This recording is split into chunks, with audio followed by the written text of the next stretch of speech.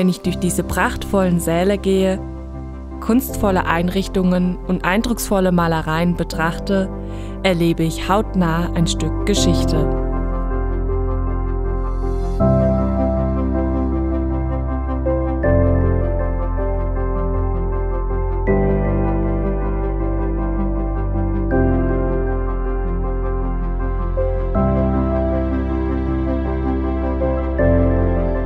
Dargestellte Lebensweise lassen mich in das 19. Jahrhundert eintauchen.